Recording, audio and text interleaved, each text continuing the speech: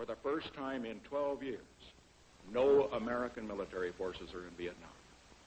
All of our American POWs are on their way home. The 17 million people of South Vietnam have the right to choose their own government without outside interference. And because of our program of Vietnamization, they have the strength to defend that right. We have prevented the imposition of a communist government by force on South Vietnam. There are still some problem areas. The provisions of the agreement requiring an accounting for all missing in action in Indochina. The provisions with regard to Laos and Cambodia. The provisions prohibiting infiltration from North Vietnam into South Vietnam have not been complied with. We have and will continue to comply with the agreement. We shall insist that North Vietnam comply with the agreement. And the leaders of North Vietnam should have no doubt as to the consequences if they fail to comply with the agreement. But despite these difficulties, we can be proud tonight of the fact that we have achieved our goal of obtaining an agreement which provides peace with honor in Vietnam.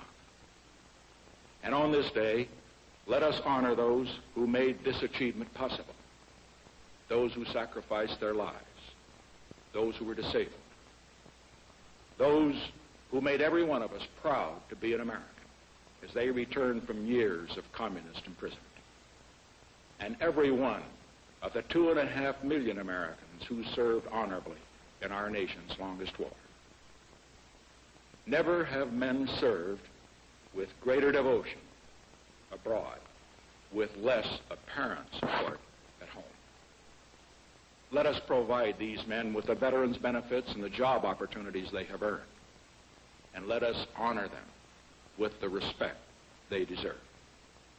And I say again tonight, let us not dishonor those who served their country by granting amnesty to those who deserted America. Tonight, I want to express the appreciation of the nation to others who helped make this day possible. I refer to you, the great majority of Americans listening to me tonight, who despite an unprecedented barrage of criticism from a small but vocal minority, stood firm for peace with honor. I know it was not easy for you to do so. We've been through some difficult times together. I recall the time in November 1969 when hundreds of thousands of demonstrators marched on the White House. The time in April 1970 when I found it necessary to order attacks on communist bases in Cambodia. The time in May 1972 when I ordered the mining of Haiphong and airstrikes on military targets in North Vietnam in order to stop a massive communist offensive in South Vietnam.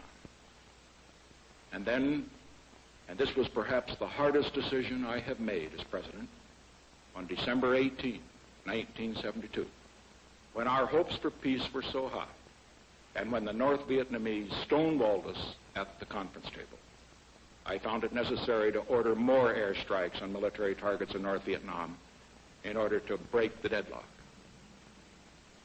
On each of these occasions, the voices of opposition we heard in Washington were so loud, they at times seemed to be the majority.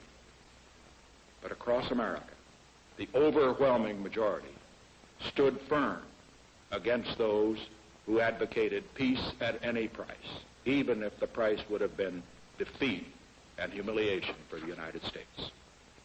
And because you stood firm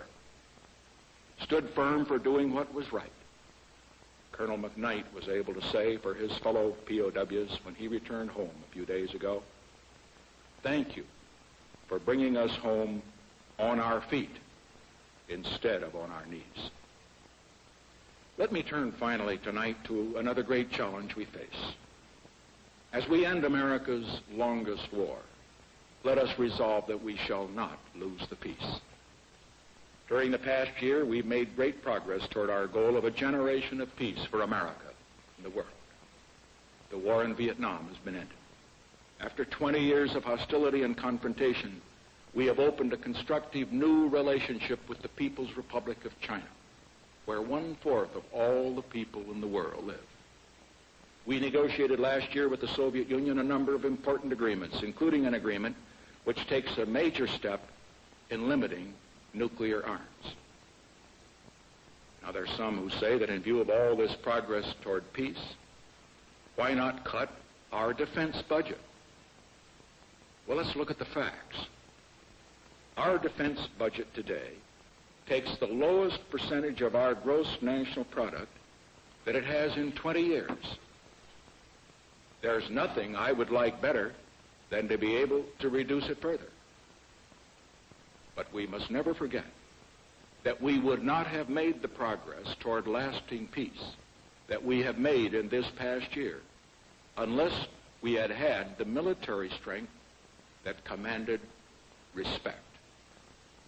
This year, we have begun new negotiations with the Soviet Union for further limitations on nuclear arms. And we shall be participating later in the year in negotiations for mutual reduction of forces in Europe. If prior to these negotiations, we in the United States unilaterally reduce our defense budget or reduce our forces in Europe, any chance for successful negotiations for mutual reduction of forces or limitation of arms will be destroyed. There is one unbreakable rule of international diplomacy. You can't get something in a negotiation unless you have something to give. If we cut our defenses before negotiations begin, any incentive for other nations to cut theirs will go right out the window. If the United States reduces its defenses and others do not, it will increase the danger of war. It is only a mutual reduction of forces which will reduce the danger of war. And that is why we must maintain our strength until we get agreements under which other nations will join us in reducing the burden of armaments. What is at stake is whether the United States shall become the second strongest nation in the world. If that day ever comes, the chance for building a new structure of peace in the world would be irreparably damaged, and free nations everywhere would be living in mortal danger. A strong United States is not a threat to peace. It is the free world's indispensable guardian of peace and freedom. I ask for your support tonight for keeping the strength which enabled us to make such great progress toward world peace in the past year, and which is indispensable as we continue our bold new initiatives for peace in the years ahead.